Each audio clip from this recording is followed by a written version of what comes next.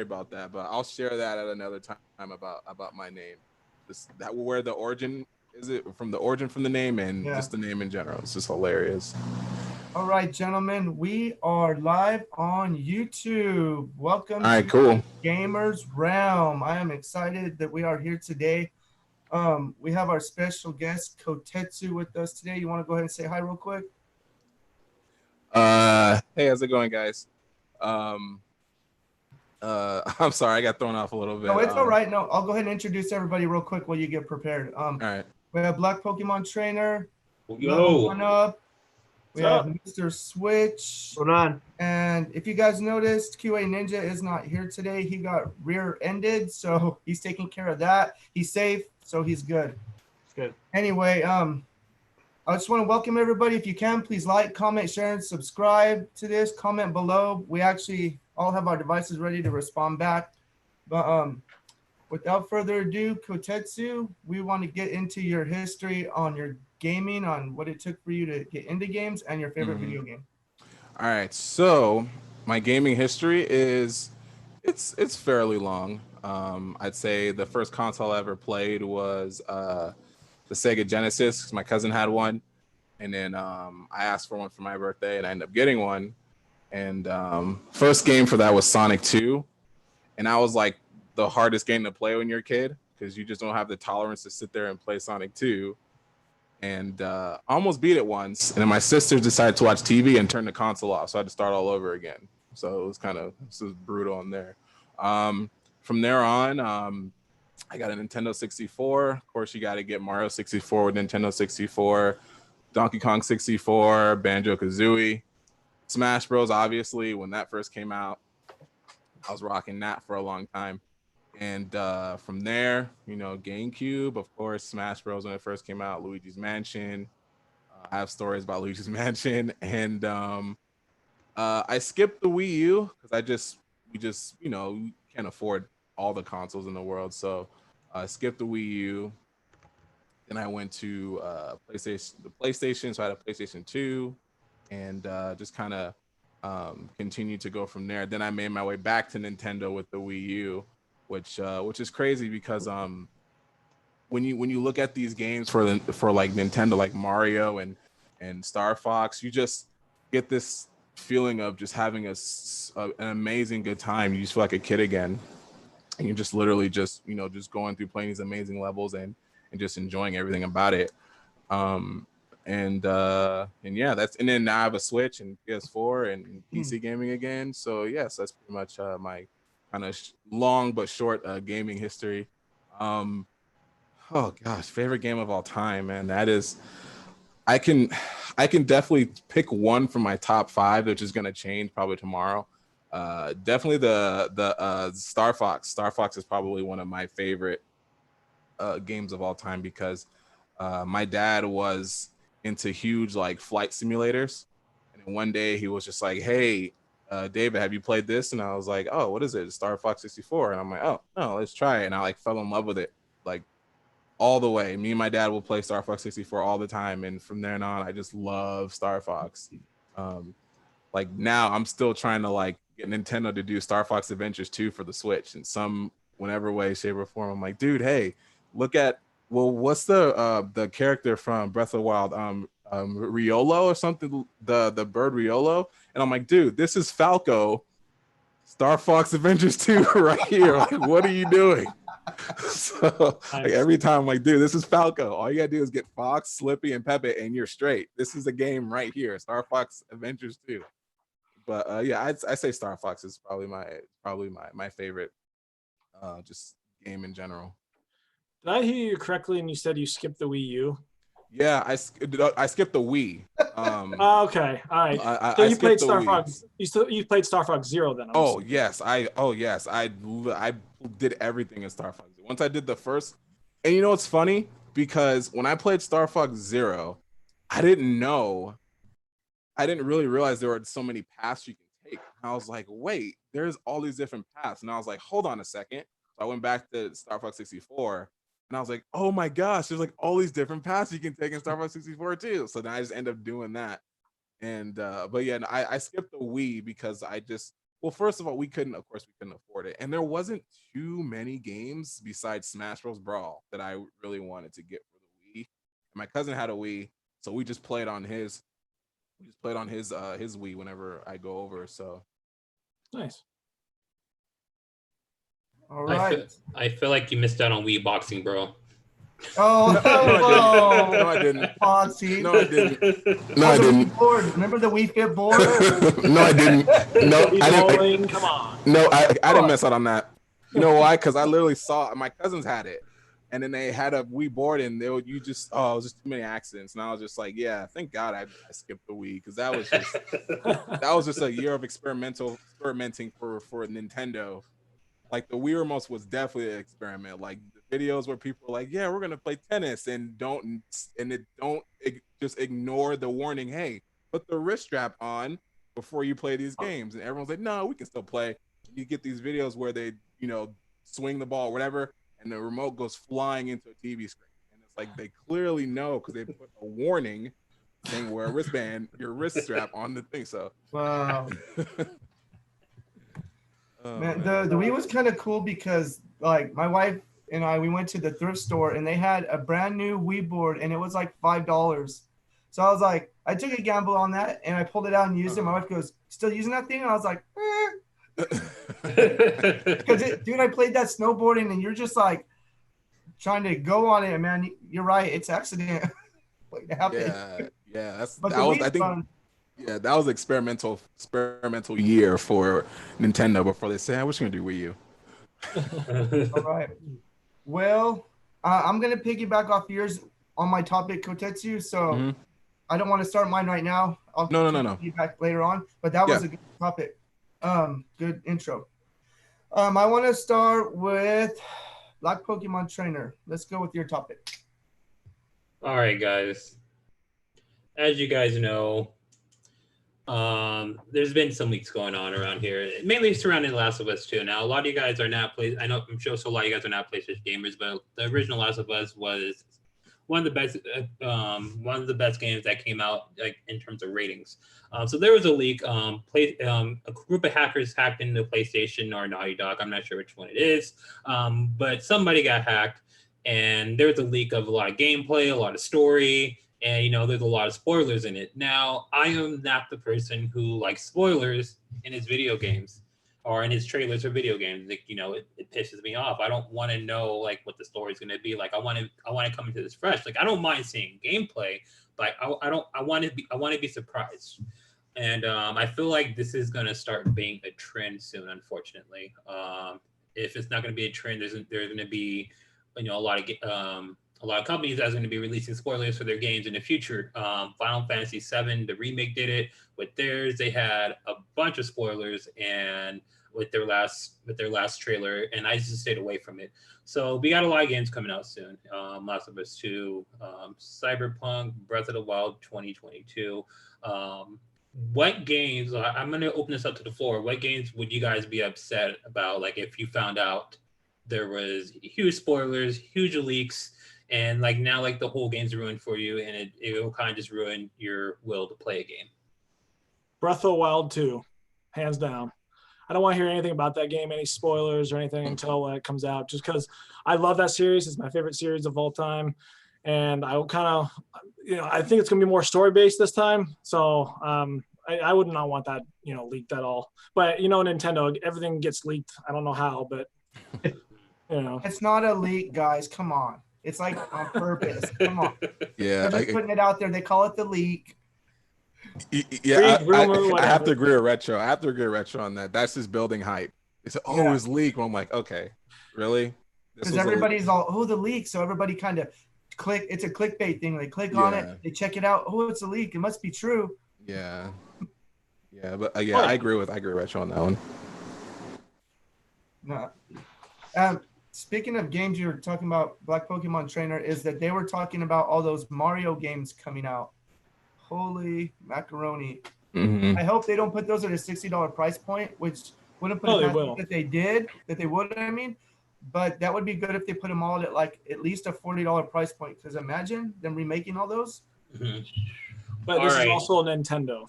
Yeah, I know. That's why I said put it past me. Here's my opinion on it, and I'm gonna use reference the Super Mario U Deluxe, a game that was re-released, and it came out with a $60 price point.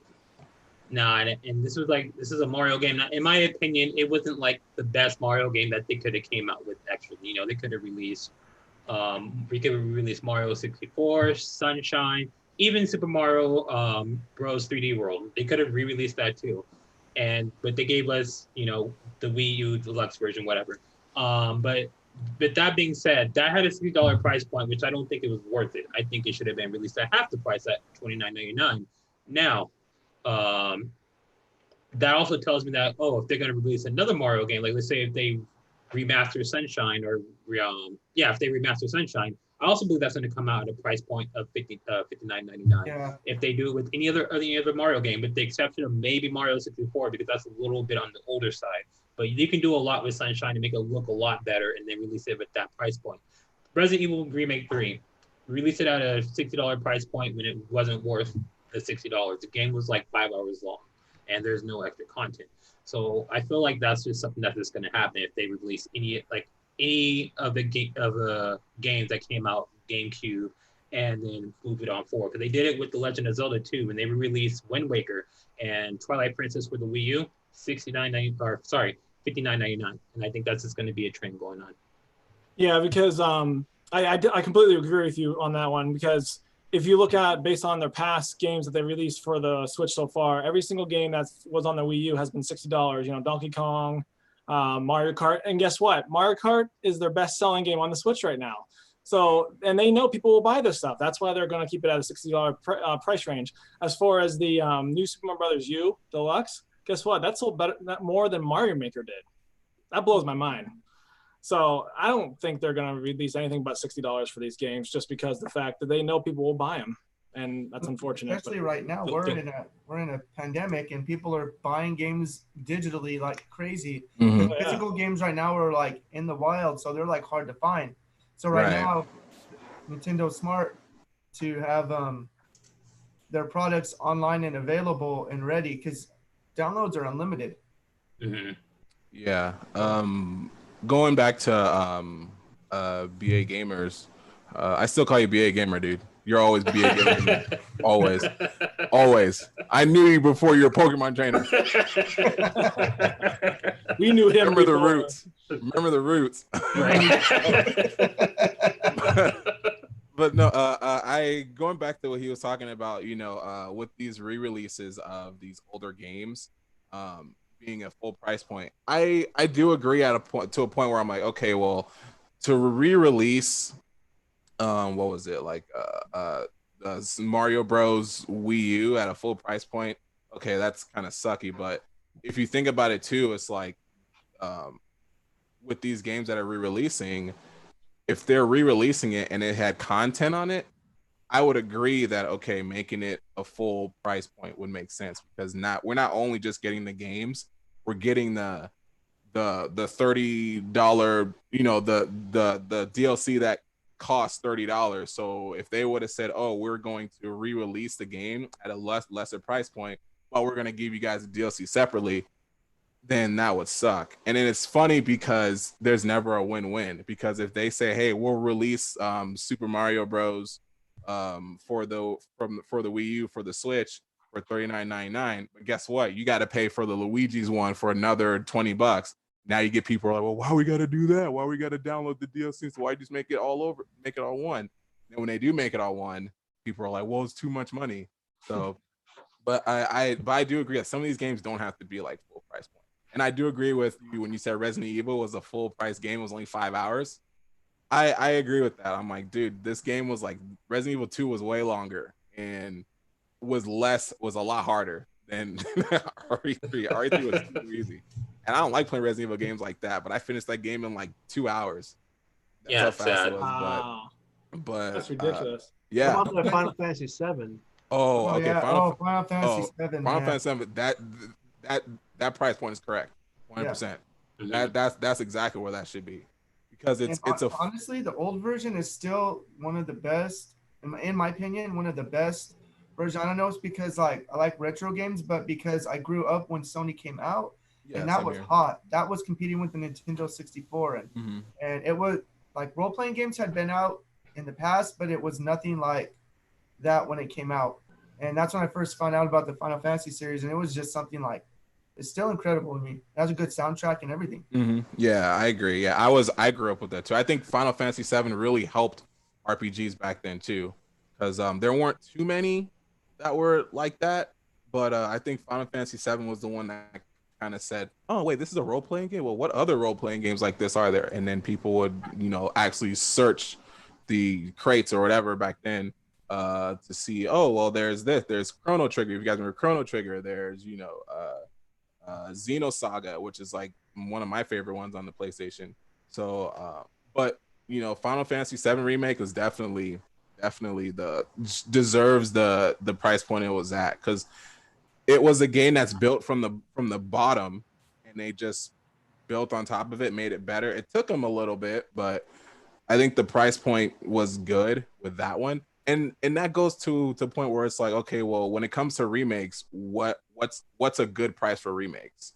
Is it to a point where it's like, okay, well, is it like just a re-render? If it's a re-render, then there's no way we're gonna spend $60. If it's something that said we built this game from the ground up again, then I understand the price point that they put some of these games at. Oh yeah, for sure. And like I feel like even like if you don't like modern games, that's fine. I still feel like the Final Fantasy VII Remake story is good enough to buy for that price point as well. Now, if you don't want to buy, if you just want to watch the story, go ahead and watch it on YouTube, and like you can compare the things from the original Final Fantasy to what's on the new one, and like there is a lot of comparison. There's a lot of parallel. Oh yeah, it's definitely enjoyable. It's worth the $60. But I'll say this though. You won't enjoy it the same if you watch it on. Oh yeah. Oh man. Yeah. I told myself I'm not watching this game on YouTube. I'm buying this game. For I won't sure. eat for a week so I can play this game. Oh yeah. All right, BlackPKMNTrainer, we all good? Oh, we're good here. I don't have anything else to talk about. All right. Level 1 up. Your turn. Level 1 up? Really? And you know what's funny? I don't ever I don't even know what I just said. Do 1 up. What's up? When I'm just like do 1 up. Hey, in the group chat, I call you many things. 1 up, level 1 up, shorten it up. I'm just messing with you. Dude. It's all right. Hey, we have a good sense of humor here. That's what I like about this, man. Get a good laugh. My wife even says, "Dave, you make words up all the time." Oh yeah. Well, if you guys watch any of my streams, I butcher people's names all the time. I can't read people's names, so it's all good. Hey, I love you guys. Oh man. All right, I just want to go over some recent releases that released on the Switch. You guys saw a pretty cool game that I played last week called Levelhead. It's basically a Mario Maker type game that was made by five guys. It's an indie game, but it's very similar to Mario Maker. I'm having a lot of fun with it. I'm gonna put more content like that on my channel of that game because I think it deserves more love. New Retro said it's currently free on mobile right now. That's pretty cool. It's $20 on the Switch, but I mean it's a good price. I mean I don't regret paying $20 on it for my Switch. I just want to try it now because it's free. That way I can kind of get a feel for it. Because the gameplay looks cool, but if I could get a good feel for it now, and then it'd be worth buying on the Switch. You know what I mean? Yeah, like on handheld, on the phone, I think making levels would be really easy, but you might have some difficulty playing the actual game. Oh, sure. I have issues with touchscreen controls with games like that. But on released on the same day was Streets of Rage 4, which you guys are have been enjoying too. I have not tried that game out yet.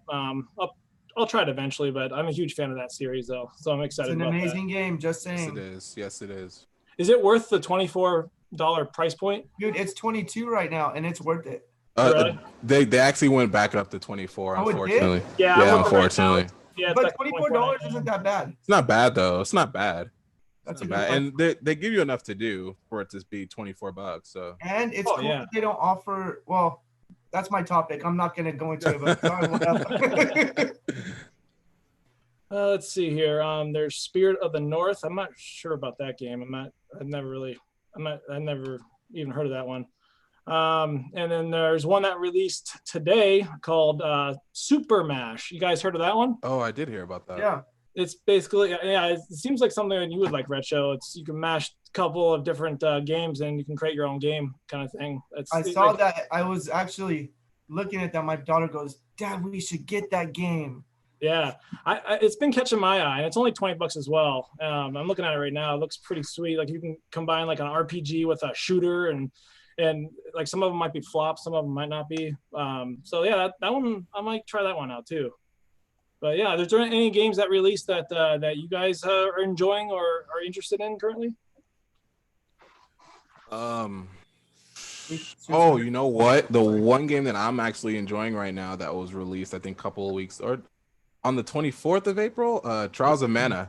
Trials of Mana. That's Trials of Mana. Yes. I've never gotten to the Mana series before. I've heard of them, but I've never gotten into it. I think when they re-released the Secrets of Mana, someone was like, dude, that game is trash. Don't even touch it.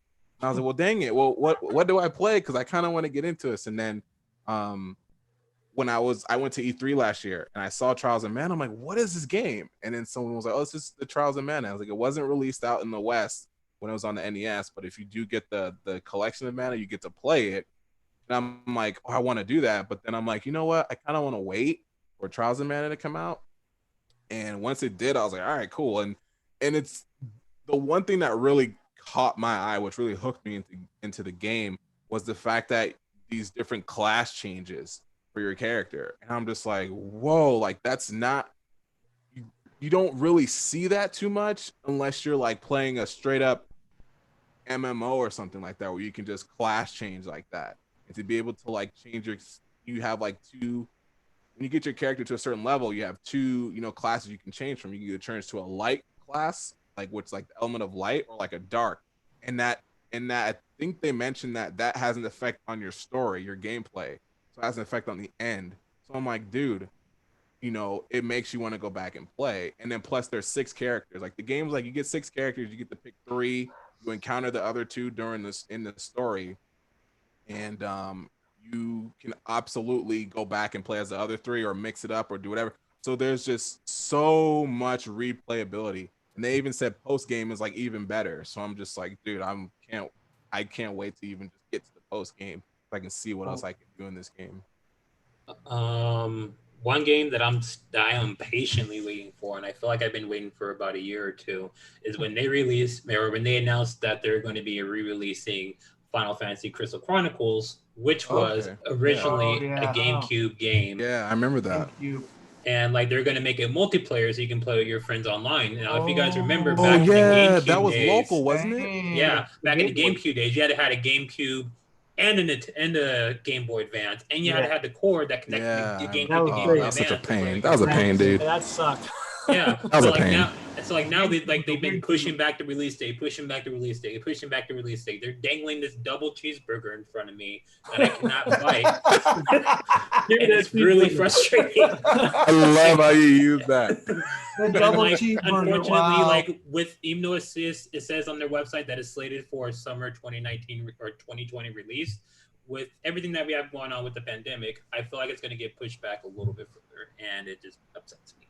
And I feel like this year would be a perfect time to release it because there's really not much, coming out that we're aware of anyway. Yeah. At least until the end of the year, Mm-hmm. I did have a question though for one up the game you were playing on your channel, and you mentioned that it was there's a mobile version. Yes. Is there a way you can can you make levels on your mobile and then straight up throw it into a cloud and then grab it from the Switch? Yes. Actually, in my last stream that I did, I found that out. There is a cloud service that you can make it on any platform and play it on your Switch or whatever you're playing on, like on your PC even too. I think I think cloud gaming is such a revolution. Is going to be the thing. 100%. That would be bad because you can't even do that with Mario Maker 2. Imagine doing all that with Levelhead and then throwing it up. You get your Switch on and you just pick up right where you left off. It's amazing. Yeah, I'm gonna download the mobile version. I'm gonna just try it out and see how it works, and it's pretty exciting stuff. Like if this is the future of what they can do with games, though, it's it's pretty awesome. I feel like need to catch up if that's the case. Right. I Right. feel like it's a huge thing with PC gaming, Yeah. because yeah. like you can play anything on Steam, and then like the Steam will back up all your game data, and like for any reason you uninstall the game, or you get a new computer, or you go to someone else's computer and you download all that information from Steam and reinstall that game, all that data is right there Yeah. on that other computer that you're using. So it's Mhm. definitely going to be a thing in gaming in the future. It's going to be a cool thing to see in consoles, and like I feel like they're on their way, and it's gonna happen next year too.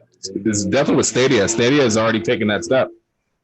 Like Yeah, I Google think Stadia. Stadia was free nice. for like 30 or 60 days.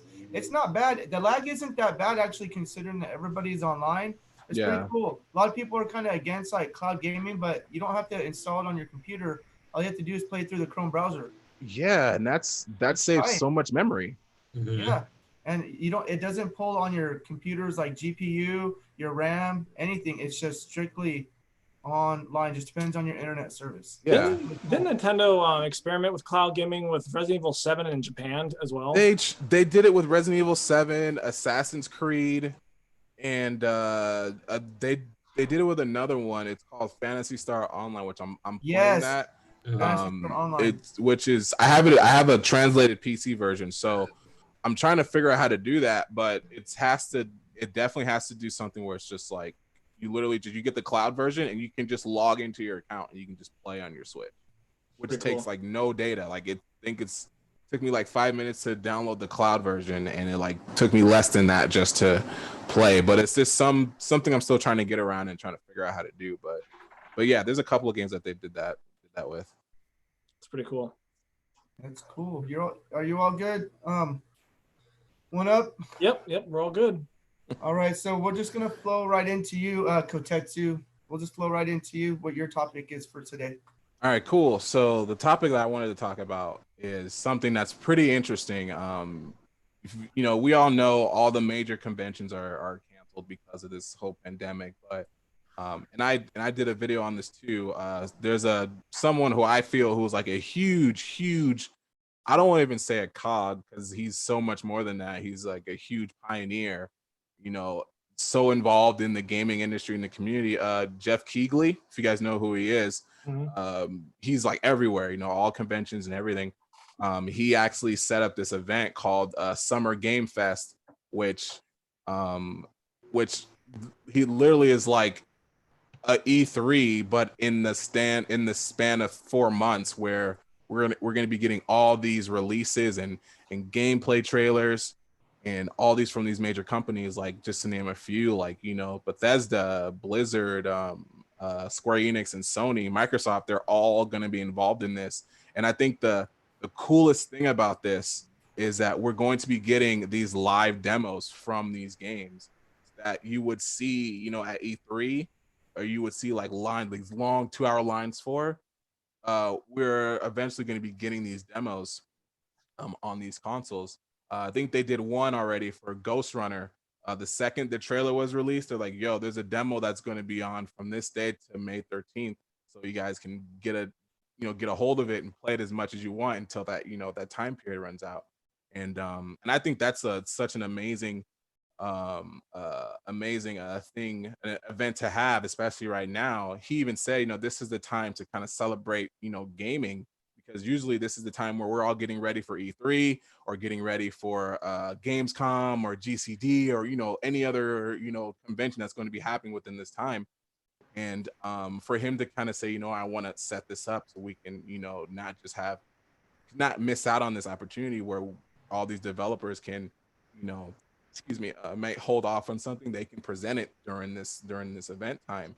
And another thing he said, which holds true, when you go to these conventions, you wait 2-3 hours in these lines to play these 10-minute demos, and he mentioned, why not just be able to play them at the comfort of your own home as much as you want until that time span ends. And I think that's really cool. And it also pegs a question, that do you think this event is going to change how conventions are held? Are we going to still have the spectacle of E3, and then the people who can't go to E3 can definitely still enjoy everything, playing these downloadable demos or for the short time, or are they just going to completely go digital and just say, hey, you know what, we're going to have our in-game events, our conferences, and everything live streaming, and then when we have a playable demo for you guys can go on play PS4 or Steam or Xbox to go download these demos for the short time and get as much play time as you want before we close them out. And that's what I was going to ask, if that's a thing that would actually eventually replace E3, because the question was, I was watching Spawnwave, and he said the question was that if E3, like this year, obviously due to the pandemic, it was canceled, everybody's doing their things digitally, and a lot of people over the years have been dropping from E3 anyhow. Future gaming, the Summer Game Fest is all online. That would raise the question, would online events like that be the best way to go? I think so, in my opinion, only because of the fact is you might be able to get a bigger audience of people that might not have been physically able to go. They're able to go online, especially like you said, Kotetsu, when they're throwing out the demos. Demos are cool. I mean, I'm not going to lie. When I go on the Nintendo eShop, if something has a demo, I'm going to download that first. Only because it gives you a lot of the gameplay chopped up into like one small section, and it's easier for you to be able to see if you enjoy the game or if you don't. And it's pretty cool that they're offering that. I think that's going to be pretty revolutionary, because they're banking on people going online and being able to enjoy the Game Fest through a virtual environment like what we're doing now. I feel like Nintendo's kind of like on that playing field already, because almost every game, that they had a demo for it at one time. And they're like the masters of the online event. Like they've been doing this for years now, and everyone else has to play catch up. The only issue that I see, couldn't there be a risk of data mining those demos if they do release them though to the public? There's a way where they can fail safe it, where I was talking to someone about this, and if they have it on like a certain server where it's just that demo and that's it, there's nothing connected to it, then there's nothing to really grab. We were talking about it was so brief, but there's a way where not encrypting it, but not really holding on to any information that allows access to be able to get past it. Because if you guys remember, there's two games that there was an issue with that. Final Fantasy VII, if you guys remember, people somehow jumped on it. Appeared on accident, I guess, on the PSN store, and then people grabbed it, but they couldn't do anything with it. And people were just trying to get past it, and they got past it, and people were able to play the demo months before it was even released. And another game too was Trials of Mana, where there was a Steam demo, and people were able to find a way to get past that wall and continue to play the full game, because there was a full game locked behind the wall, which is in my eyes, I'm like, why would you do that? Why would you even allow that? Especially now, like hackers are like almost the world now, because there's so many more, and there's so many new tools and different ways to get past stuff. So when you have a full game locked behind a demo, that's never good. But I was talking to someone about that, and there's a way that they can do it without having to worry about too many data miners going in and trying to find what files are in here or whatnot. So then, if they do get in, there's nothing to see. All you're seeing is the demo itself. There's no, full game or any files locked behind there. But of course, eventually there's going to be a way someone's going to access the full game of anything. But going off of what Retro said, I think this is I think it's a good idea to be able to have a virtual thing, I think it'll be good to have both, because if you guys ever, I don't know if any of you guys have been to E3 or anything like that, but E3 is such an overwhelming experience when you go the first time. Like I went on the last day, and I was just like, whoa, dude, and I've been to the convention center so many times, but to be at E3 and in the convention center is like so much to see, and you're just so overwhelmed. And you know, everything looks so pretty and look nice and all of that. But of course, there's the long lines. But if you want to avoid the long lines, you can just say, if they do this, you're like, hey, you know, here's here's another way, alternative. You can just go here and play all these demos here, or it's experience the same thing at the comfort of your own home too. And you're right, it would draw a bigger audience. And then also for content creators, they would have more time to be able to spend time at E3 and get their stuff that they need to do, or press to spend their time to get what they need to get without having to feel pressured of all these other people coming in. I'm going to bounce off of Kotetsu as well. I feel like what Jeff is doing is going to open up a lot of opportunity for, you know, people to kind of get together and do their own conventions. I believe there's not a lot of not a lot of virtual conventions out there right now as it is. So, you know, with the coronavirus and whatnot, it's going to open up a lot of opportunities, not just for video games to do online conventions, but for a lot of other genre and topics as well. Now, I always feel like there's always going to be a place for a physical convention. And the reason why is because we are humans. So we love to communicate. We love to mingle. We love to talk to people. And I feel like once all of this corona bullcrap is over, the next E3, like the next E3 that's going to be available right after this pandemic, is going to be huge. It's going to be tons of people. Tickets are probably going to sell out because, you know, we haven't done anything for like months. And by the time that happens, it's probably a year.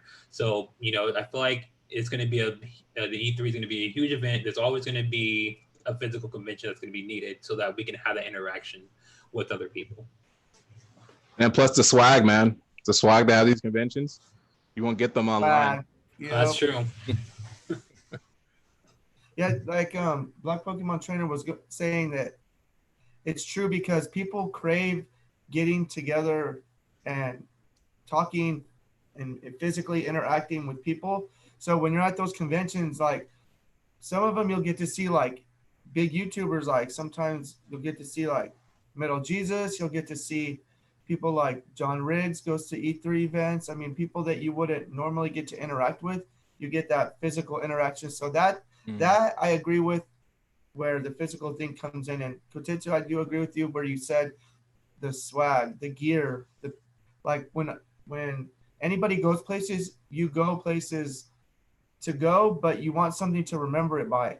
So you're gonna be like, this is what I got at E3. This is what I got at this other gaming event. So it's pretty cool. Like you probably have something that you bought in one of those places. No? Yeah, I was reaching for it right now, dude. As you were saying, I was like, wait, I have something from there. When they had the booth for Ultimate Alliance 3, they were giving out these pins or these Nice. Sick. And then I think I have another like badge or something sitting around here. Oh yeah, and I have my badge as well. So and yeah, you're right. You have those mementos where you're like, it's like one of those things where you go to a concert or a movie theater, you keep the ticket stub so you can go look back and like, dude, I was here. So I have my E3 badge here, and I'm like, dude, I freaking finally got to go to E3 for the first time last year. Even though it was the last day, you know, I still got to go. Me and Mr. Switch were planning a trip to go to E3 this year, and it got. Yep. I was so devastated. I'm just kind of like, we both had money set aside. We were gonna buy our tickets, you know. Oh yeah. Our girls were sending us. We had a plan. It was gravy. I mean, it was smooth. And then the pandemic came, and I was like, bro, I was about to. Yeah, I was gonna be there this year too. Me. Yeah, you guys would have met up with me. That last one. See, we could have hooked up Kotetsu. I was gonna get the big pack because there was two options. There was the original option, and then there was the pro whatever. I was gonna pay a couple. Oh yeah. I had it already set, and then of course again, like Retro was saying, it just started to. I was like, I think we might cancel, but now we still tried to buy, but then of course I made the decision to like, you know what, I don't think this is gonna happen. Even before they canceled it, I was like, this is not gonna happen. No way. This is happening, and then I canceled, and eventually, of course, a month later, it's canceled. But man, dude, if there isn't an E3 for me, the best choice for me is I like driving. I like going to the New York store. Oh yeah, I've been to New York store, heaven. Nintendo New York store. It's actually really nice. I have a story about that too, but I don't want to take up time telling that story when I went to the New York store. A lot of people always have positive things to say about the New York store, and I told my wife one day, because I've been in New York a couple times, but on my way back from doing missions trips in Africa, and I was like, oh cool, we got 4 hours, and then our ticket changed, bing, 1 hour, and I was like, come on, we went to the Nintendo store, it was right there. Yeah, it's on. nice, man. I think that's another kind of crazy experience too, where you're just like, this is the only Nintendo store in the U.S. There's no other place anywhere besides New York. That's the only place that's there, and it's a really cool place. You know, like you want to spend money there, even though you don't have it. You want to spend money there, You might want to, you know, that you could put one in like California. I mean, right? They should, right? I don't know why they don't really. Back in the early 2000s, there was actually a little mini version of the Nintendo store on our main street where I live. And after a couple years, it just went by the wayside. I was like, come on, man. I went in there one day to go. I like to go like browse, you know, and then see if I want to buy something. And my brother and I were like, dude, what happened to the Nintendo store? Come on, what's wrong? Gone, man. You see, all you see is like tumbleweed and like the sign hanging off the store. Yeah, like a couple of sad nerds walking down the street. You know what I mean? Oh man. There's no place for nerds to buy their Nintendo stuff. Come on. I know. Right. We love money. Let's do it. Right. I'm gonna say this, and you guys are gonna hate me for it, but the best thing we got right now is GameStop. Right. Don't even, And don't even go I there. love GameStop. it's not even GameStop anymore. I think I went in there once. I was like, why are you guys selling T-shirts now? Like, what the heck? Oh yeah, they sell all kinds of stuff like Like, well, you guys selling Funko socks Pops, in here now? T-shirts, everything. Socks? Yeah, Underwear. socks, beanies, hats, jackets, everything. I mean, Because they're I'm not pretty- playing games anymore, so they have to sell merch. You know what I mean? And did you guys remember when they first opened a long time ago? Like they used to sell movies too. And I remember that. Yeah, I think what was it? It was called like EB. It was a couple Games. EB Oh, Games. EB Games, yeah. And then it was like what was it? It was started with an F. Now they got Reggie now. Funko. No, that's not. you Yeah. know, that's really cool. They got Reggie from Nintendo there. Yeah, I think I was talking to somebody about that, and we're like, he's definitely gonna make a big change because he was in the industry, and he knows what the industry will want from the stores and what we would want as consumers from the stores. I think that's gonna help him out a lot. Yeah, and Nintendo was sad to see him go because he was such a big help to their company, and he retired, and then he showed up at GameStop. I told my wife, because she's into video games, so I was like, babe, this is gonna change the face of GameStop. Period. Game changer. Reggie there. And I hope it does too, because I don't want the store to close. I have a lot of issues with GameStop, but like there's no other place around where I live to really buy games other than Walmart. Same. You know what I mean? It's, And you it's, can't it's trade like Toys R Us. Yeah, yeah. Toys R Us, Oh, what? that hurt. Toys R Us, what? The only ones that exist in Canada? Huh? Yeah, it's like, you know, if you ever want to trade in games or you know, or buy old consoles, you know, you can't do that anywhere else. So, you know. And it's like you have the option to do it online or to do it with like other people, but then you have to worry about the whole bartering and thing. And with GameStop, you don't have to worry about that. It's Right. one flat cheap ass fee that you'll get for your games. Most of the time. Yeah. Most of the time. Except I feel like I had the best experiences trading Nintendo games. I yeah, just like their online store though. You can buy tons of retro games on there. There's some places where you can't find retro games, and I went on there to buy some. And Yes, you can. they're not in full box, but at least they're the cart, and you can buy them online, which is cool. You can't do that a lot anymore. I've gotten a couple of GameCube games, and I'm still trying to get Metal Gear Solid Twin Snakes, which came out for the GameCube. Oh yeah, that was a good one. From GameStop, so I've been taking advantage of that. It's just a little pricey, but I feel like it's worth it. I feel like retro games are way more worth it than a lot of new ones that come out. So, But I think you're missing one important game, man, that you didn't mention though. What's that? You gotta get Star Fox Adventures, man. How you forget about that? oh, Star Fox man. Adventures, dude. That's a good one. Come Okay, you on. got me. You got me. I told you, I'm trying That to is- advocate this Star Fox Adventures too. I'm trying to get this is a money grab for you guys. You're I'll be really honest with pushing you. that game, Kotetsu. I'm trying to, man. Either re-release it and I'll promote it like crap and then just say, hey, Nintendo, Star Fox Adventures 2? Yeah, no. That I was, game was perfect. I was trying to man. look to see if I still had it because I actually had it at one point, but I don't have it anymore. But It's such a good game. Star Fox Adventures 2, all his thumbnails. Mhm. Such a good game, man. Oh, all right. So, Kotetsu, you're all good on your topic? We're all good? All good, All right, man. Switch, you want to go? I didn't have a topic this time. I was saving it till next week. I have to think of All something right. good, but I'm All good. right. I'm good. I Right, do have so- a question for you guys if you have a minute here. Yeah, Did you guys I'll do my catch topic that? as soon as you're done. I'm sorry. I said I'll do my topic as soon as you're done. Oh, I'm sorry. I didn't realize you didn't go yet. Oh, it's okay. Go ahead, man. It's good. Did you guys catch the Xbox event yesterday? Oh, yes, I did. Wow. I did. And what did you think of that? Yes. Oh man. The only game, and I did a video on this. The only game that caught. Let me just say this first. Their title was Xbox Series X gameplay live stream. I saw two No gameplay. videos, and I'm like, what's the point of this? What is your title? You guys are going, and then they did an apology stream later on today about, I don't know what it was for. Really? You actually did that? Oh my gosh.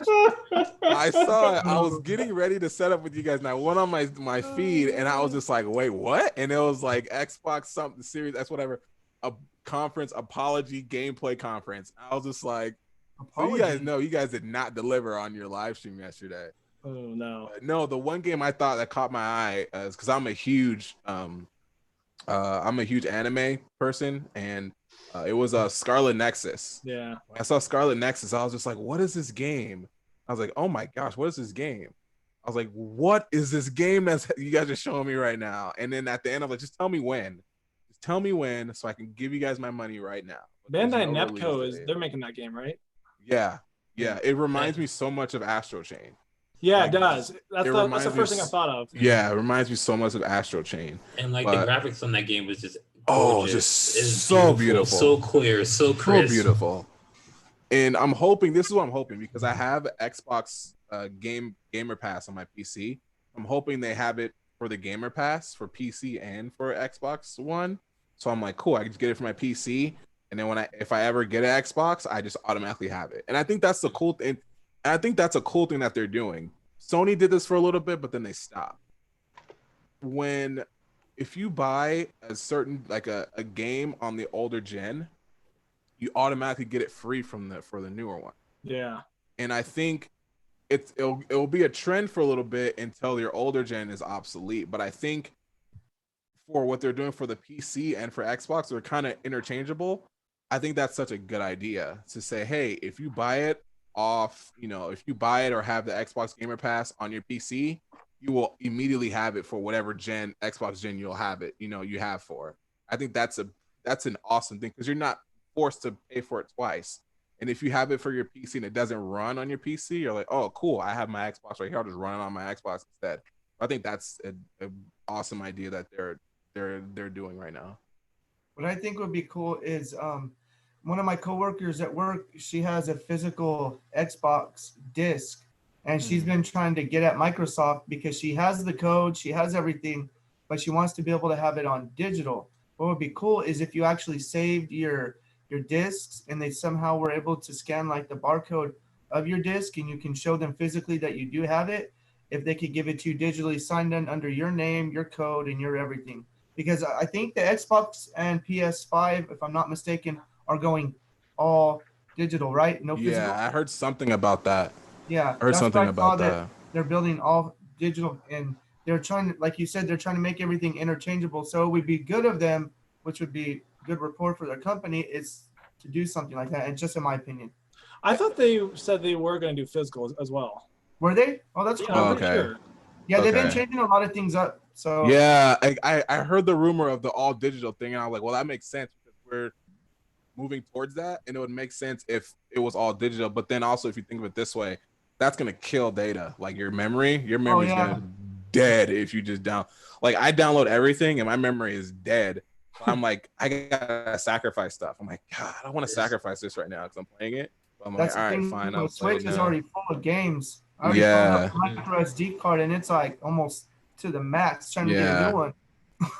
Yeah, a terabyte is not enough anymore, guys. It No really more. isn't. Not even Remember close. when it first came out? You're like, "What's a terabyte? Oh, What? terabyte. 1,000 gigabytes? 1,000 gigabytes? Oh my gosh!"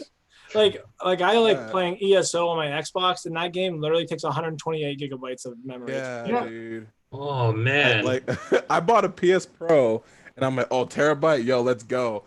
I'm downloading the same amount of games I had on my regular PS4, so I'm like, I paid an extra $100 just to play the same amount of games on my PS4.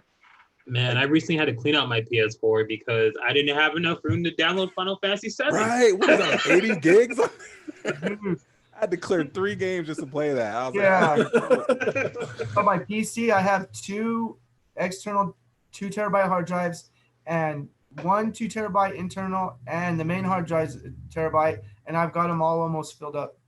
yeah, man. Like terabyte isn't the same It's anymore. not. Like, It's not. Yeah, like I had to recently buy a 6 terabyte, and that was like whoa. And it was. I told my wife when we first got our 2 terabyte, that 6 terabyte is as cheap as when we got our 2 terabyte. yeah. That's because it's not enough space. Some games are like gigs and Oh gigs. man. Crazy. Yeah, I have a 2 terabyte external hard drive for my Xbox, and that's not even enough anymore. It's ridiculous. Yeah, because these games are getting more prettier, and they want to run smoother, so they got to make them bigger, or give us more content. So I'm not complaining about it, but I'm just like, yo, like hook me up with like another little memory card or something, so I can be able to play your game. Don't make me have to clear out my library so I can play your game.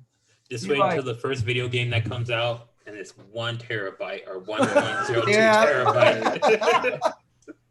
Right. Did I hear right too that Xbox is kind of like going back to the memory cards too? I pray they don't. Oh, I thought I heard that. I was That'd be such a pain back in the day. That would Remember be terrible. having to manage your memory cards? Yeah, Dude, Oh don't my even get me God. started on that. Oh. yeah. I still got my PS1 with my memory cards. Remember that? And it's like you had to oh, you wanted to play a game. Oh, you need a memory card. Really? I was like, all right. So I like buy a memory card, and it's not even like memory. It's like slots. So if you don't Yeah. have enough slots, you're not playing your game. Yeah. It So wasn't did based any of off you guys memory. did any of you guys do this? Because I feel like I did this when the GameCube first came out. When the GameCube first came out, I didn't have a memory card, and one of my favorite games to play was Melee. I never turned off my GameCube. Did you leave the GameCube on? Bro. And like that I got too. all the characters. I did that too. You just left it running? I got all the maps. I kept it running. Eventually, my GameCube broke, and I had to get it replaced. Oh man, But I did that. I didn't have a memory card, and I just left it on just so that I can have all the characters, all the maps, I did that all too. the challenges. And I'm like, reporting you to the Nintendo abuse hotline.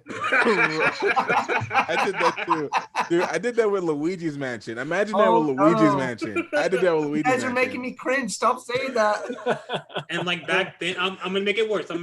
Back Oh. then, when I was a kid, I could only play games on the weekend. Me too, man. I was right there with you. Yep, I Oh. was right there with you.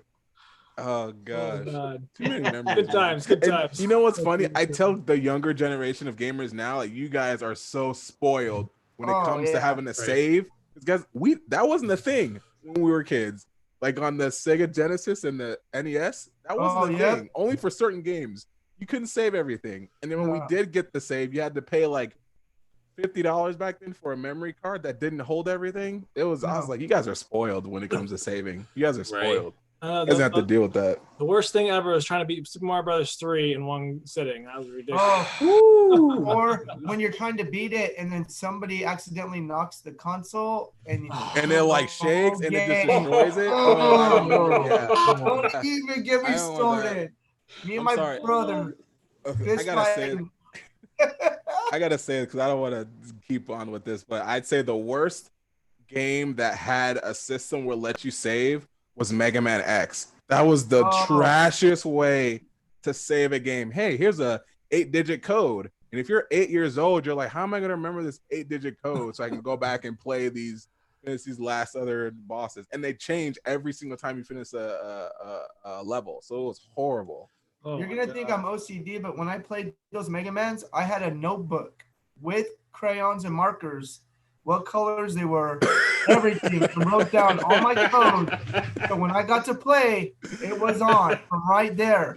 Oh, that's old school right there, man. Wait. I love you know, it. my cousin did that. I was like, I ain't Yep. got time to do this. Like, I got to deal with numbers when I go to school. I'm not trying to deal with numbers. I'm trying to play Mega My Man. friends laughed, and then they're like, "Hey, let's play Mega Man." I'm like, "Oh, all of a sudden you want my notebook, huh?" I was like, yeah, Come miss on. me on that.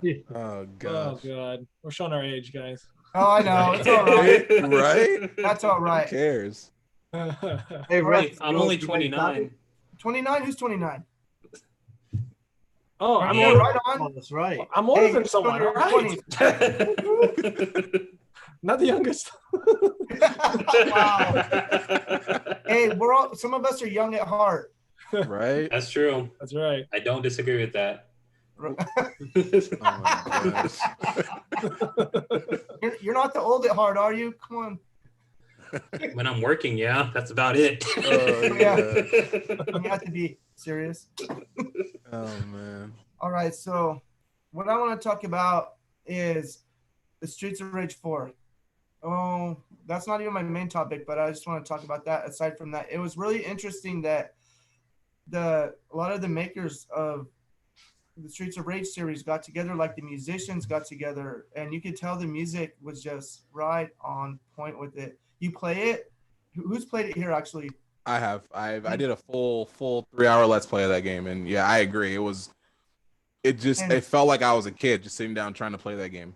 Didn't it feel like you were sitting in front of the Sega Genesis playing Streets of Rage again, Yeah. like for the first time? 100%. 100%. And the combos were cool. I haven't beat the game yet, but I watched Cool Toy when he did his stream. He was able to unlock different characters, different modes, and I liked it. It does not have downloadable DLC. You can actually unlock it like the old school game. You beat it and unlock it, which was a win all the way across the board. That $24 is definitely a win, just in my opinion. And the fighting styles were cool because you can get those 19 combos. And I said it in my video, but it looked like Street Fighter when he rose up and the flame went like this, you know, where the fire. Yeah. And then he had those fire punches. But it was really cool how you were able to get it. And the bots almost seem like they move the same way. Some of them. Yeah. The character I hate the most is that guy with the knife. I hate that guy. Oh yeah. Dude, Yeah. they put him back in there. I'm like, come on, you could have at least taken him out. Yeah. Or at least made it easier to like get around the stupid knife and I have to jump and like time my kicks right or I whatever. did notice one thing they changed was when you pick up like the health and stuff and you have an item in your hand, sometimes you can't pick up both. Yeah, same No. here. Yeah, because I went back and played Streets of Rage 2 just to make sure I was like wanted to be more accurate. So I played it and you were able to actually pick up the item while you had the weapon in your hand. So I'm not sure why they changed that, but I think because sometimes when you in Streets of Rage 2 where you pick up the health and then you have the weapon in your hand, I think it doesn't really skip per se, but it drops a frame for a second. Sometimes when there's so much going on, so maybe that's why they did that, just to cut that out. But it wasn't a bad feature they took out, but it was just something I did notice while I was playing. But other than that, the graphics were great. The soundtrack was great. It was just something that boom. Nice. Is it a remake or a remake or? It's a new game. Oh, new game. 100%. Yeah. 100% new game. It's like it's 10 years later after 3. Jeez. Yeah. Oh, yeah. Axel, he was my favorite character because I mean I don't know what character like Skate was cool, but something about Axel, and then they made him so beefy in this game. Yeah. He's all ripped. Like 10 years later, he went from this small fighter to this big old ripped buff. Yeah, right. He could slam people across the floor. It's pretty cool. The mechanics were cool. I feel like when it first came out, I'm not gonna lie, I really thought that it was gonna be like a mobile game, like a quick maybe cash. I can't say that, cash grab. Yeah. But just watching the development and how it played out, it actually was pretty cool. I actually wanted to see how everybody else enjoyed it before I downloaded it because sometimes like you have a preconceived notion of a game. You're like, okay, I'm not sure yet, but I'm a fanatic of that series and I really want to get that game. And that was my point. I was a fanatic of the series and I really wanted to get the game, but I wanted to see if it was a quick cash grab or if it wasn't. And it was I would say if they put it for 60, it wouldn't have been worth it. But the $24 is for sure a good price point. All right, so earlier we talked about leaks. The Nintendo source codes. Oh my gosh, have you guys been following that? Yeah, Ooh, I've been no. foing little by little about that. Yeah, the it's kind of Nintendo crazy. source codes went back from the Nintendo 64, Yeah, the Wii, there's some the crazy Wii U, stuff. the GameCube, all the information on the build. And some people were speculating that some of the games were, but I'm pretty sure most of it had to do with like the builds. However, a lot of people are remaking game systems. So if those source codes are released, they can almost build for build get exactly how the mechanics of those systems work. That to me, I was like, now we talked about leaks being a word, like a popular word, but I believe that was a real true leak. I mean, those source codes were available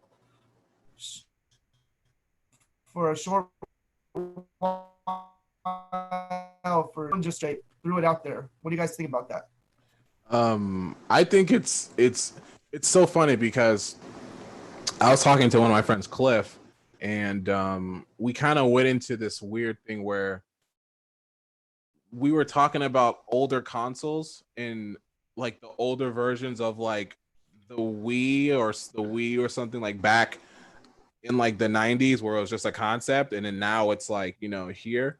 And going back and looking at that, it's just like, yo, like all these different like source codes, like they were saying, what they mentioned something where they were like, yo, like some of these 64 games were like planned for PC or something like that. I thought I heard like Mario 64 was planned for the PC or could have been released for the PC Yeah, a while I see back.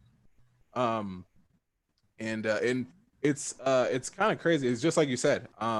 If people are redesigning consoles and they can get a hold of those source codes, then they have, you know, they literally have their own console right here. They don't have to go buy another whatever. They have it built right here. All they need is the games, and they can just totally run them because, you know, all you need is a console. What is it? It's a code. It's like a key product. They can get the key products too. Dude, they don't have to worry about getting another console. They can just build their own right here from PC part of stuff, set it here, get a game from back then, whatever, and just load it in, and they have their own home build console right there. I did see though that they did release some source codes on Mario, and there was a fan that actually made a Mario 64 PC version. It's just the Mario 64 version, but playable on PC. If you like go to YouTube and you Google it, it's available. And That's crazy. they put it, and they needed that source code to be able to release it. So when that thing was out, that person swiftly swooped in and got what they needed and put it out. But who's to say he really did? But I mean, highly speculated it happened around the same time because he had the game built but wasn't able to finish it. Source code got released a week later. That thing came out, but good for him. I mean, I guess. I mean, I don't know how else I could put that, but he got his game that he was building. But man, imagine having a 3D printer and let's say, oh man, my Wii broke. Well, no big deal. I got a 3D printer. I'll just make my own. And you have literally the Nintendo book in the palm of your hand. I saw that flying all over the internet and I said, oh gosh, those people that are making those consoles that are, you know,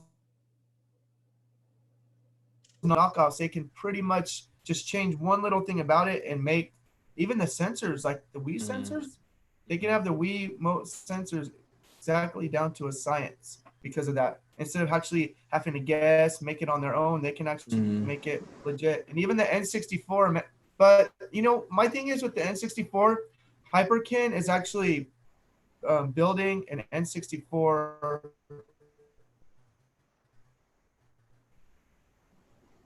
machine, so you're able to play it in HD anyways. So I mean, it's not like that kind of stuff's coming out, but to be able to play a console just like the N64 with the control. And Retro, your photos, on that? your video's getting kind of jumpy, like it's freezing. I don't know if it's me. Anyone experiencing that too? Just a little bit on mine, just a little bit. Mine, so far, it's a little bit. It's probably just Zoom. Yeah. You said it's really hot over there where you're at, right? Yeah. Yeah, that's probably some. Yeah. I wanted to ask because you mentioned that Mario 64. That's the fully rendered one, right?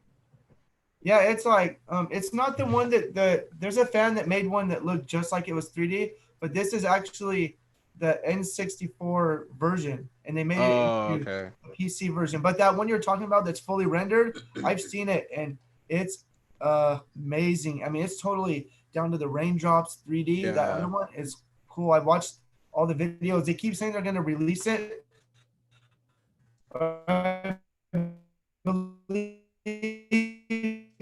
now that they have the source codes to finally complete. You don't think so, One Up? You think they'll release it? What do you think? Well, I heard, I don't know if this is true or not, but I heard today like Nintendo was kind of going after them and trying to shut them down before any of that happens. You know, if Nintendo has anything to do with it, I think they're gonna, you know, go after them because they've been doing that with a lot of their IPs lately. Before we jump topics, I just want to let you guys know. I looked up. That's a big deal. That to me is a big deal. Oh yeah. I looked up the video of I think it was by Unreal of them actually like porting over the game to the PC. The frame rate's amazing. Yeah. Everything looks smooth. Like it's literally what we will all want from Nintendo is PC ports for everything. And it looks absolutely amazing. I recommend you guys actually do look this up.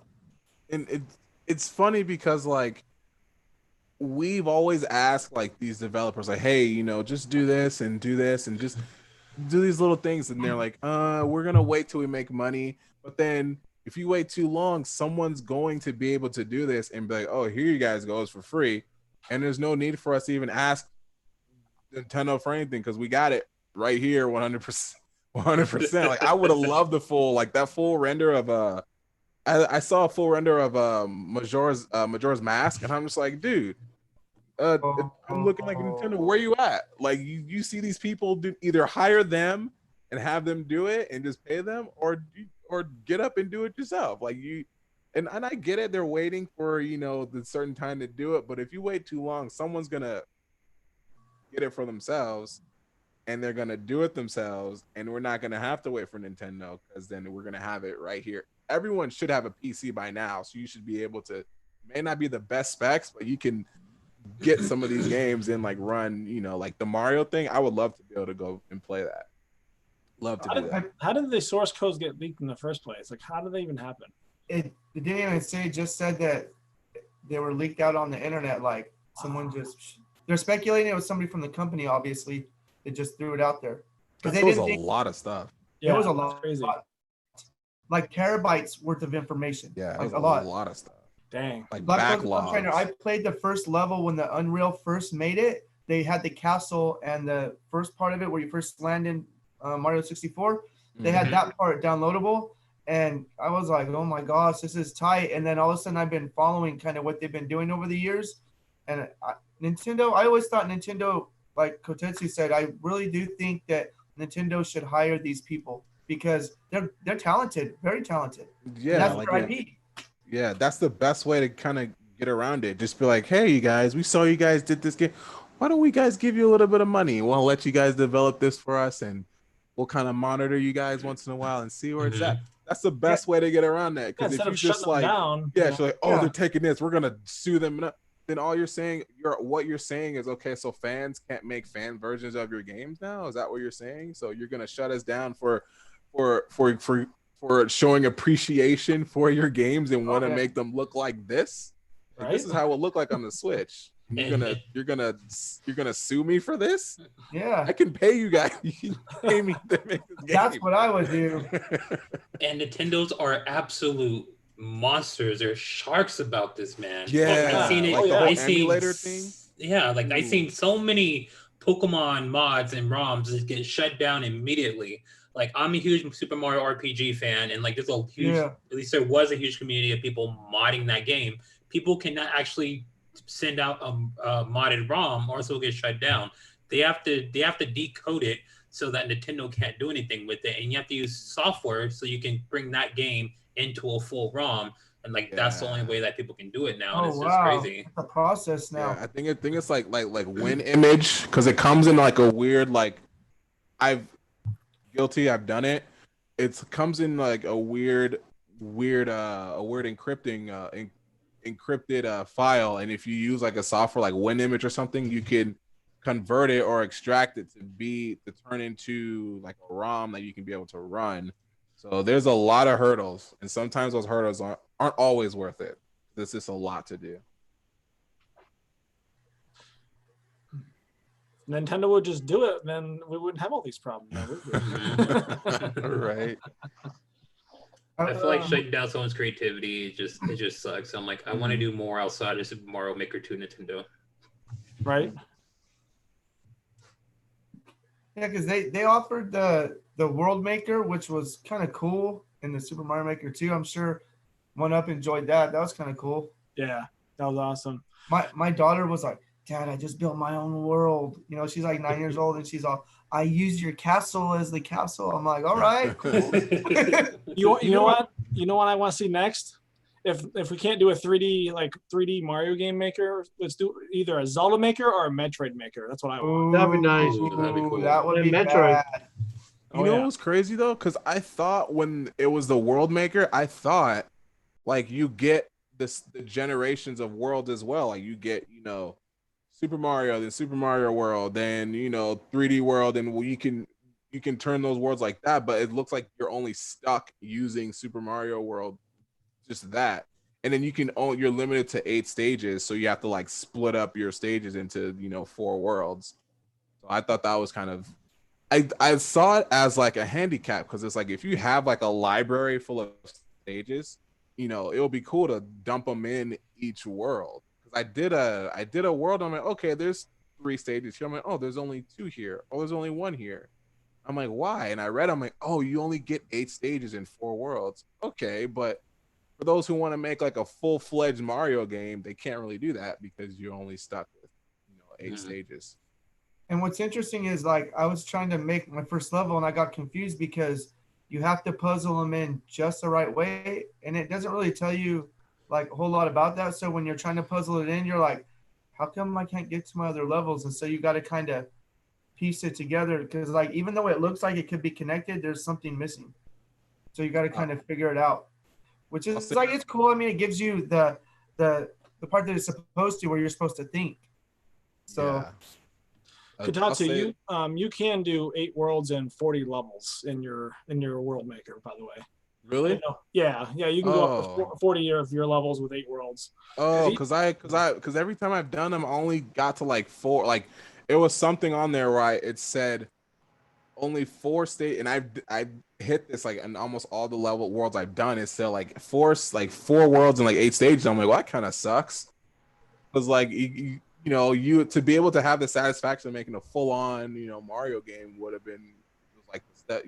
It felt like they were giving you that. Not give it up to people who can make. I'm not a maker. I'm a player 100%.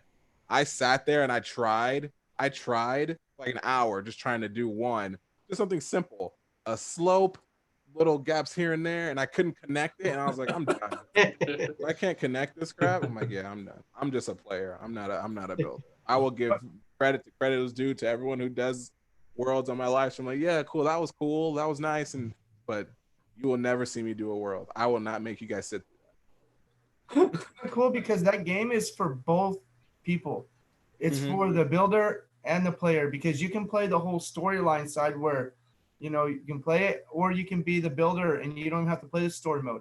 So it's kind of the best of both worlds. That's one thing I like about that game is I didn't get a chance to play a lot of the Super Mario the 3D Land, and you got a little bit of that flavor inside of that game, so you can kind of play everybody's levels. Like you can even play like beat 'em ups. He has levels on there, so you can play his levels, or any other YouTuber like you guys. If you guys have levels, you can play everybody's, and it's kind of cool.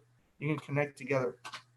Yeah. I think I never played the first one, but when I saw the second, I was like, I'll get into it, and I thought, okay, the second one is really cool. And then it's crazy how people were still making worlds in the first one before the second one even was really announced. So like the first game had such longevity, even after you weren't getting, content, you know, brought to the game, it still had such a longevity. And I think that helped because of the community and, you know, the YouTubers as well who are continuing to make content for it that continue to make this game last. And I can see this happening with this one, you know, the longevity of it. You know, they just gave us the last DLC we're going to be getting for the game. Yeah, but that's supposedly, that's what they said. But even if we didn't get that, you know, the longevity of that game would have been intense because you have people who will continue to upload stuff. You have creators who will continue to, you know, creators like 1UP who will continue to just support the game as crazy, you know, as much as they can, literally until it falls. Yeah, like literally until it stops. But I don't think it will ever be dead just because it's something so unique and something that's never done. Or they've done it, but they've got the formula right. Like you have RPG makers and stuff like that, but I think Mario Maker has the formula done right, and so that's why that game was going to continue to just strive and just continue to be successful. Yeah, my biggest regret is I thought about starting a YouTube channel back when Mario Maker 1 came out. And if I would have done like reaction videos back then, when I first saw that game, I lost my shit, dude.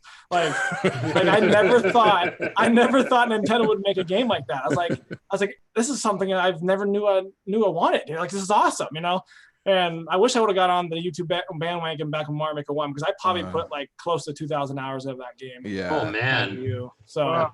You know what's funny? Like I was like, you know, I'm gonna get the Super Mario Bros. The Super Mario Bros. Wii U Deluxe. I'm gonna get that.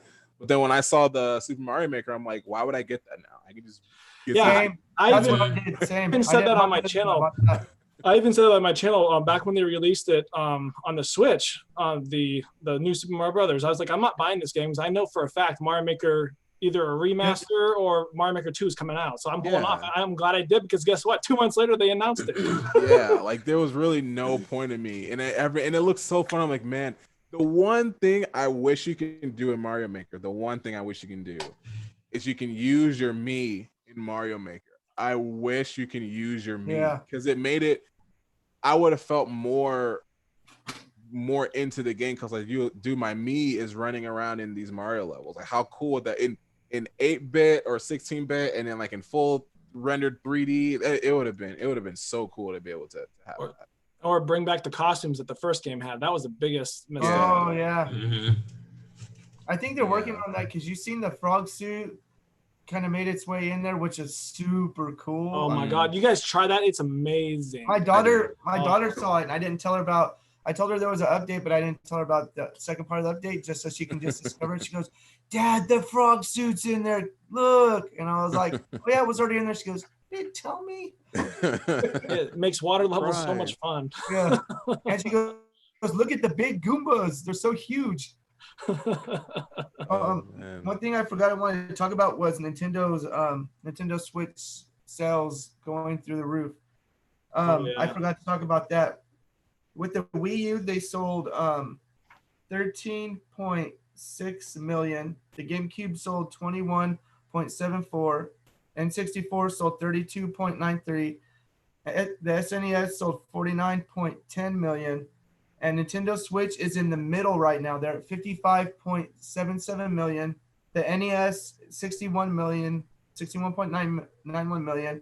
The Wii, 101.6 million. So they're climbing because the Nintendo Switch consoles are right now like in existence. People are building Nintendo Switch consoles. I saw that. People are actually building their own, finding parts, replacement parts. And they're getting real creative because, I mean, chances are you might not be able to find one, but it's pretty cool right now because a lot of people are like, video games, whatever. And now that we're all hunkered down, you know, and they're like, oh man, I got to give me a Nintendo Switch. And I say, to you. Yeah. Oh, go ahead. Sorry. That's okay. Because now everybody's gaming and it's pretty cool. And I say this, I'm not an Animal Crossing fan. No problems to anybody that is, but that right now is Nintendo's number one selling game. And that 100%. is crazy. And they coupled it with having, like I said, it's digital. So if you missed it on the shelf, people are like, who cares? Got to get this game. And I think it has to do with a lot of the social distancing where you agree can be with people physically. So you're able to be with people in a digital realm where it's like a friendly environment, because Nintendo kind of watches over their environment like this. So it's really neat. I'm contemplating getting. My daughter keeps asking me, but you know, kids ask you for things all the time. They'll ask you for 15 things in one day, and the next day they'll ask you for another 15. So it's like, Oh man. Just I'll buy know the game. when they're persistent enough and they ask me for like 2 weeks straight, then Yeah, because it's like, yeah, I want Animal Crossing. Yeah, I want Animal Crossing. Okay, we got it. Why did you get this? that same we got it Minecraft. We have it on their tablets, the Nintendo Switch. We got it on the computer, and they get into Minecraft for a couple weeks and then it's gone. It's just dead. So with kids, you know, I gotta pick my battles because it gets pretty pricey, video games with kids. Oh yeah, I can imagine. I will say this, since we're on the topic of Nintendo Switch sales. I noticed a lot of people on my friends list, like on Facebook, Instagram, whatever, etc. A lot of these people did not have Nintendo Switches before the quarantine. Now they do. And Yes. the number one game that they do have, and I've seen pictures, I've seen videos, they all have Animal Crossing. Mhm. Yep. Every single one of them. So I'm pretty sure if Animal Crossing never released, we would still be able to buy Nintendo Switches right now. And Yeah. I said this before, like if you, and this can go to anybody in the chat, if you guys are interested in getting a Nintendo Switch and you don't have one and you're struggling trying to get one, you have to look on these websites, Target, Best Buy, Yep. Walmart, Amazon, every single day, just You to have make to sure look. you can cop yours. I think Animal Crossing was a huge was sell, just for not just for units, not just for the game units, but for the consoles in general. Because, and I think a big thing too is like you see celebrities playing this game, you're like, what? He's Oh playing? yeah, Let me yeah, go I get saw him. that. Yeah. Like I saw Brie Larson playing, I was like, oh, Mhm. Brie Larson. Wow. I was like, you cool? I'm not gonna get it. I still like you, but that's gonna like, you know. Even Ronda Rousey's playing this game. Yeah. Yeah. and Oh, wow. You know what's funny? I Hey, saw what's his name? Danny Trejo. He was playing. I was like, what? I was like, what's Danny Trejo know about playing Animal Oh, Crossing? I saw that. Yeah, he was on Instagram. He was Yeah, I was tagged like, on what- Instagram, and like, I what was do you like, know about dude, playing this Animal guy, Crossing? he's like the best. I call him the OG actor because he usually plays as like either a gangster or somebody tough, you Yeah. know. And he was shown on there with Animal Crossing. I was like, Animal Crossing. wow. What are you doing playing Animal Crossing? What about But- that game? What the I mean, heck? Animal Crossing gets to a point where I've been playing it for a while, and now I'm out playing it. So, what's that game that you're going back to? For me, I'm going back to more Mario Kart and Splatoon. What about you guys? If you are getting tired of one particular game, or if it's Animal Crossing. Oh, sorry, man. Go ahead. See, that's hard for me because I'll say, and I experienced that. Like, I'll go back and like re-download. I'd say this: when I when I go back and play a game, I'm like, yeah, I'm getting tired of this. Let me re-download this, and then I'm re-downloading and playing this. I'm like, I'm already tired of this game I re-downloaded. Like, there's a reason why I deleted this game off my thing in the first place, and I'll go back and play something else. But I think for me, it's really Mario Kart 8 and Xenoblade Chronicles 2, because I love the Xenoblade Chronicles series. I love it. So being able to play 2 again, even though I've beaten it like 4 times already, it's just I still have a great time playing it. Mine is for the Wii. We still have our Wii, and it's 10 years old, strong. But mine's Donkey Kong Country Returns. I always fall back. That's my go-to game for that one. I always come back to it, and then I'll play it so much where I get bored of it, and then I'll come back later on. And my new go-to game, and I got it on the PC, which is Streets of Rage 4. I got it on PC and the Switch, because with kids, you know, you got to have 2 separate consoles if it comes on it. Because Mhm. my kids can either be a computer pirate or the Nintendo Switch pirate, and sometimes they're both. And I'm like, you know what? At least I got my GameCube and my Wii. I'm good. They call it gamers problems, you know. Yeah. But it's cool though. Yeah, I'm with you, Mr. Switch. Like, I'm not tired of Animal Crossing yet, but I'm finding myself not playing it every day now, like I was before. But I dropped off of Splatoon 2 for quite a while, and I find myself going back to that game as well. I just found, it to be really fun again. I think I was just getting to a point where I was like, okay, I've had enough of this game, But playing with you last night, that was a lot of fun. So Yeah, you keep kicking my butt. Thanks. Man, where do you get those weapons at? I need to get those. Where the heck did you get that How do you you have get 500 hours yet. So. Oh, you got to play enough to get all those weapons? Because I'm trying to get some good stuff. at? Yeah, man, dude. you gotta- So I have like 500 hours. That's my most played game on my Switch right now, and I literally have about 3 million coins, so I can buy anything in that game. I have every weapon. Oh, you And can go to a store and buy stuff at one of those. Is there like a little store in there? Or? Yeah, but Yeah. then you have to rank up too. You have to hit a certain rank too to be able to buy some of those weapons. Which I'm sure one upset the max rank with 500 Pretty hours. much. Oh yeah, $500. Because the first game you can go up to level 99. In this game, once you hit 99, you prestige, and then you get a star next to your number, and you start out back at level 1 again. I haven't even reached that not 99 yet. I'm actually at 79. So what team Okay. are you gonna be? Ketchup or mayonnaise or mayonnaise or mayo? Oh, I'm ketchup all the way, man. I hate Team mayonnaise. ketchup, bro. Let me tell you, every time I get a hamburger, no mayo. Man, no, dude, you Yep, gotta have I'm with you, mayo man. and I'm with you. mustard, Man, mayo and mustard. Yeah, I don't know about mustard, but I mean, I'll say If they had mustard, I pick mustard. no mustard. I Plus- remember some. plus when Oh, you- go ahead. Plus, One when you're game we playing can- the Splatfest, you want to play with blood, right? You don't want. But Oh my god! Oh my god! That's a big wow. Yeah, because that destroys kids' life, Never childhood. done a splash fest before. They purposely Blood made it on like the an orange is ground? red What? for that reason. No. That's supposed to be ketchup. It's not blood on the ground. One game we've been playing a lot of is Just Dance with our family. If you look on my thing, it shows that I played so many hours of that because Ubisoft offered it for like 60 days, the unlimited for free. Oh, And nice. my sister-in-law had bought that for my daughter for Christmas. And so, you don't want to gain a lot of weight during this time. So we ended up putting on a few pounds, and we were just getting our dance on with the kids just to promote health. So that's my most played game right now, just to be honest, because we do it as a family. That's our when we do stuff, we do it a lot as a family. So we play some other games, but our family's very competitive. Oh So yeah, we we like can't. to see who's the best. If you Yeah, want another great workout game, try Ring Fit Adventure. That's really awesome too. Yeah, I heard that was really I'm good. gonna lie. Trying to find it. Before I the know you can't pandemic, find it. No, they're we gone. had everything in our cart ready to buy before everything started happening, just because we were gonna buy stuff from Amazon. Mhm. And for some reason, that didn't end up in our cart, and that was the number one thing that we were gonna buy. And I told my wife, "Hey, did we ever buy the Ring Fit?" And it was like shortly, like 2 or 3 weeks into the pandemic, and I was like, "Oh wow, I gotta go back and buy it." Nope. Went online. Nope.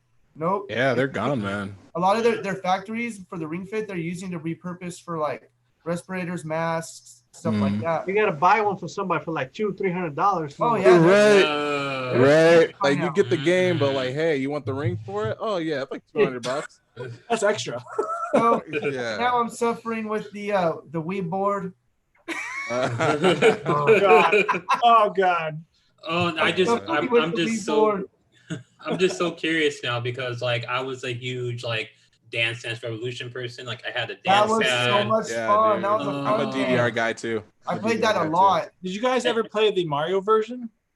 I skipped that Mario one. version. I skipped that one. I played Yeah. it once down in Hold Chino on. at this arcade. I gotta see. Oh, he Hey, has really? it. Check him out. They have one down in Chino. Mind Right you, I here, was in my guys. 20s then. I was 20. Oh, Oh, wow. there we go. Oh wow, there you Dance go. Dance Revolution Mario He Mix. still has it. What the heck? Yeah. Oh man, I'll get Can't that. find that anymore. But here's the thing though, like you can't play that on a pad at home. They're literally that. There should be a disclaimer said warning. You will break your neck if you try to play on expert mode on a stupid plastic yeah. pad. It Imagine. moves a lot too. If you can't do that, you need to practice more. That's all I have to say. Oh, Okay, no, I'm sorry.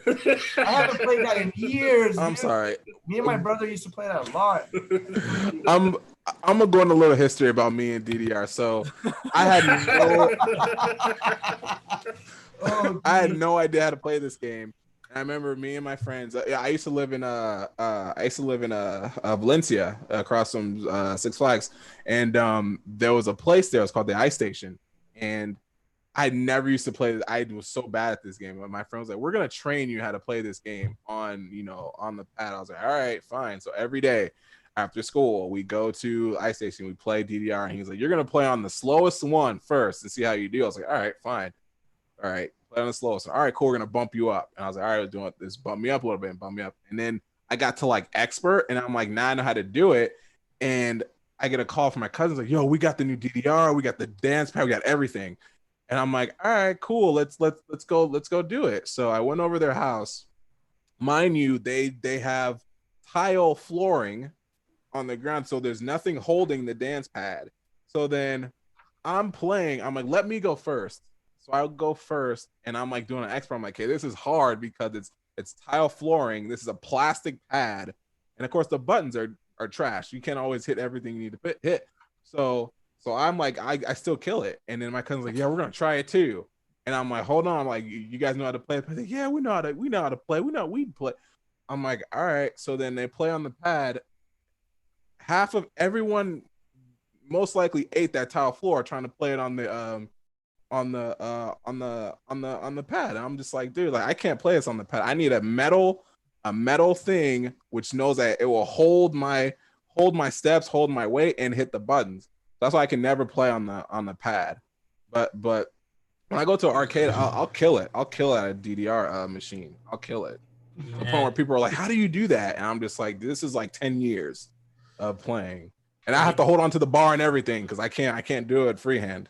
It takes a lot of practice. It takes a lot of endurance. Like it's a fun game, but it's also a workout as well. Oh, and yeah, which I thought was really cool. Especially on the 200 MPH songs.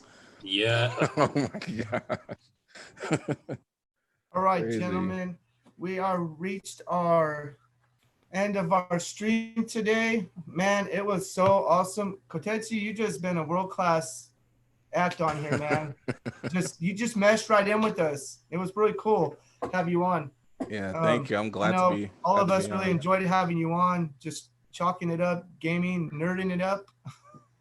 Yeah, thank you for having me. I'm Dude, glad to be on here. All of us, thank you. I mean, it's pretty cool. Like you said, this was our first time in live seeing each other. So it was pretty cool just to be able to get that interaction going on like we talked about in the stream. Yeah, definitely. Cool. Any last thoughts, anybody, before we end the stream tonight?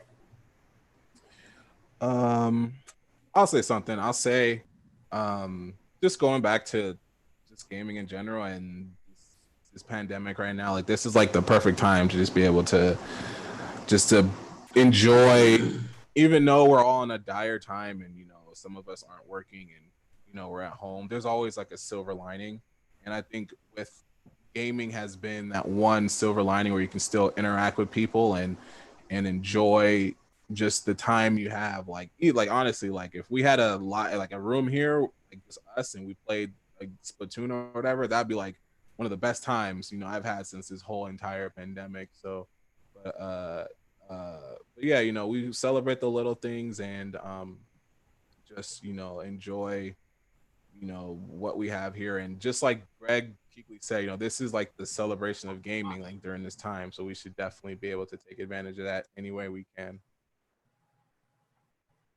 Okay, Awesome. go ahead. Go ahead, Mr. Switch. Yeah, definitely want to thank everyone for joining us here today.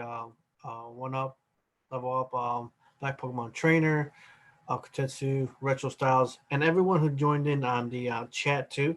I'm checking the chat. We got people like BWA Switch. We got BWA Max, and I want to thank all of them for joining us and being part of the stream as well. So again, guys, thank you so much for all this. Anyone else? Everybody good? Good? Yeah, I think we're good. All right. Sit it. Gentlemen, this is where we Double end up cheeseburger time.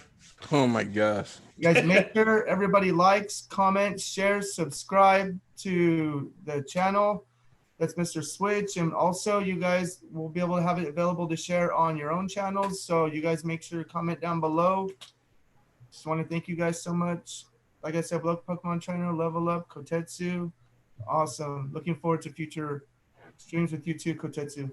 Yeah, I'm definitely down. Just let me know, man. I'm not doing nothing now. I ain't Right? going None of nowhere. us are. I ain't going nowhere.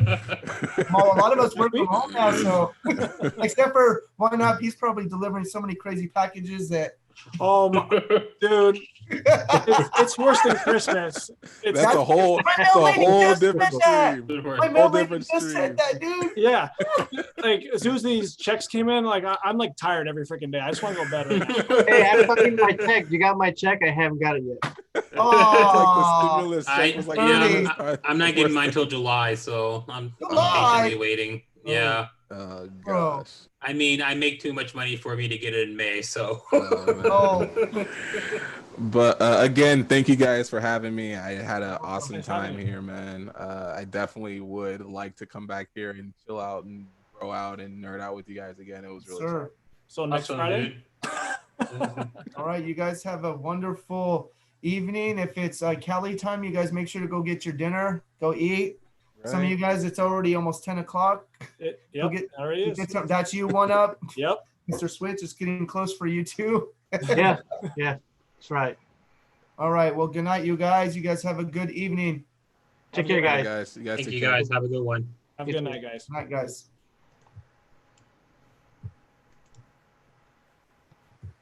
If I know how to turn this off. I think it's leave meeting on there.